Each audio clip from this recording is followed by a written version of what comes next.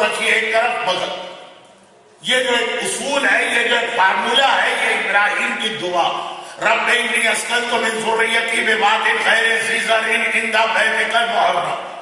یہاں پہ دنیا کا کوئی اٹریکشن نہیں ہے، حتیٰ یہ کہ یہاں پانی بھی نہیں، واٹر سپلائی کی شارٹیج ہے، پھر بھی میں اپنی فیملی کو رکھ رہا ہوں کیونکہ عند بیتک المحرم. اب یہ بہت بڑا سبجیکٹ اور اس پر بہت بات ہو سکتی ہے، لیکن جو آلریڈی میرا سبجیکٹ چل رہا ہے پہلے اس کو کمپلیٹ کرنا.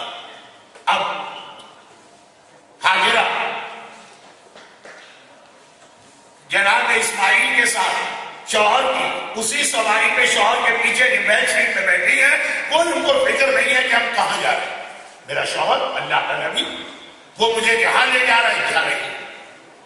لیکن جہاں پہ آج زمزم کا کنواں ہے، وہ ویل آف زمزم، نئے آدمی کے لیے تو اس کو ٹریس کرنا مشکل ہے، لیکن جنہوں نے 10 سال پہلے تک حج کیا یا عمرہ کیا، ان کو ذرا سا اس جگہ کا آئیڈیا ہوگا کہ پہلے اس کا سائن بھی تھا اور وہاں تک جانے کا انٹرسٹ خانہ خدا کے صحن میں دیا ہوا تھا، تو ایک آئیڈیا ہوگا. تو جہاں پہ وہ ویل آف زمزم تھا، وہاں پہ ہاجرہ، وہاں پہ ابراہیم نے اپنی سواری روکی اور ہاجرہ سے کہا اترو. ہاجرہ اپنے بچے کو لے کے سواری سے اتری، ابراہیم نہیں اترے.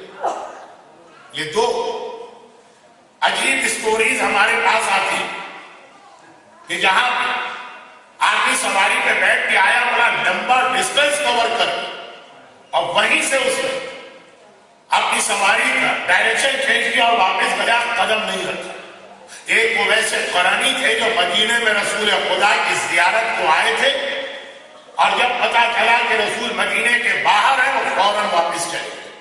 وہ احترام والدین کا اتنا فیمس واقعہ ہے کہ ہر ایک جانتا ہے، اور اگر نہیں بھی جانتا تو آج کا ٹاپک تو وہی ہے.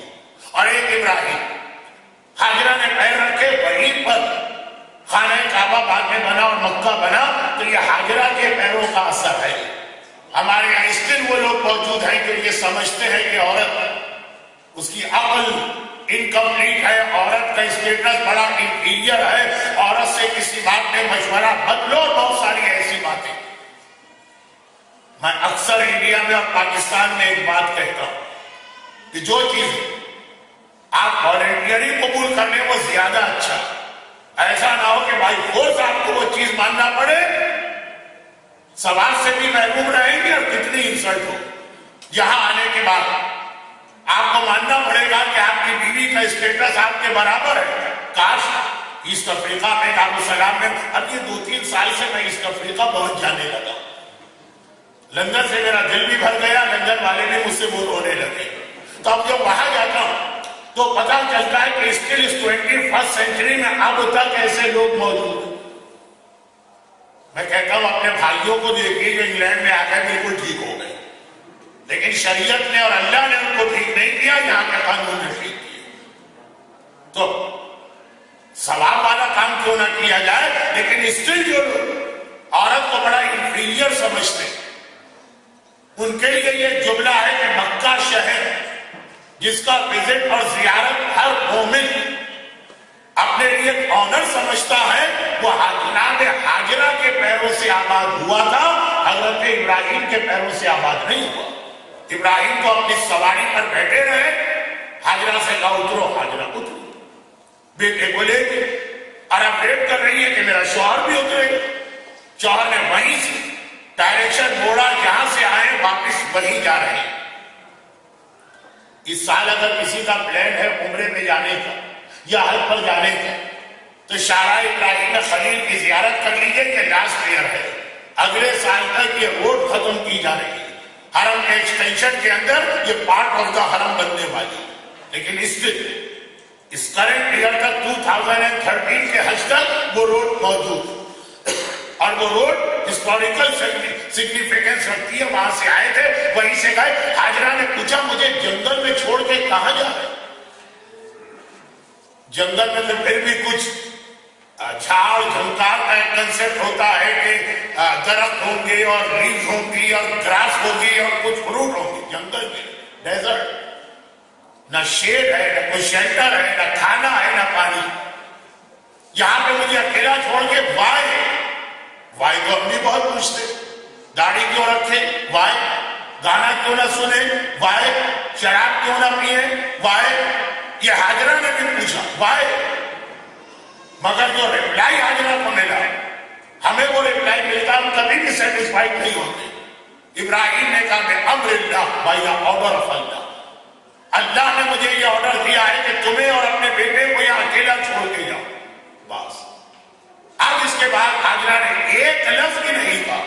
اللہ کا حکم آ گیا، ڈیزرٹ میں بٹھایا، پانی بھی نہیں، کھانا بھی نہیں، شیڈ بھی نہیں ہے، شیلٹر بھی نہیں ہے، کوئی آدمی بھی نہیں ہے. فیوچر کا کیا ہو؟ وہ فیوچر ہمارے ہاتھ میں کوئی تھوڑی ہے. ہمیں روزی دینے والا کوئی موجود ہے، یہ اس کا پرابلم ہے، وہ ہمارے سارے پرابلم سالو کرے گا. اسلام میں پازیٹیو تھنکنگ ایک بہت بڑی عبادت مانی گئی کہ جب تمہارے گھر میں کوئی مصیبت و پریشانی آ جائے، تھنکنگ کو ہمیشہ پازیٹیو رکھو کہ اللہ اس میں بھی تمہارے لیے کوئی اچھا اور خیر نکالے گا. لیکن یہ بھی ایک الگ ٹاپک ہے. گھر کے آج کل بہت ضروری. کتنے ہی لوگ ٹینشن، کتنے ہی لوگ ڈپریشن، کتنے ہی لوگ ایسے کہ رات کو نیند نہیں آتے کیونکہ اللہ پہ ان کا ٹرسٹ اور بھروسہ کمزور ہو گیا. یہ اسلام میں ایک عبادت دی.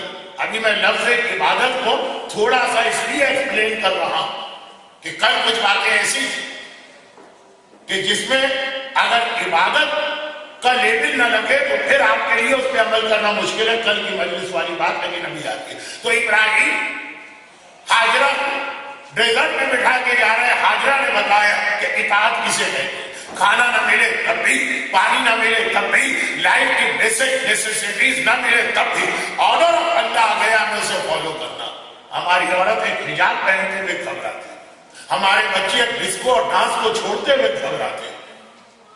لیکن یہ اصل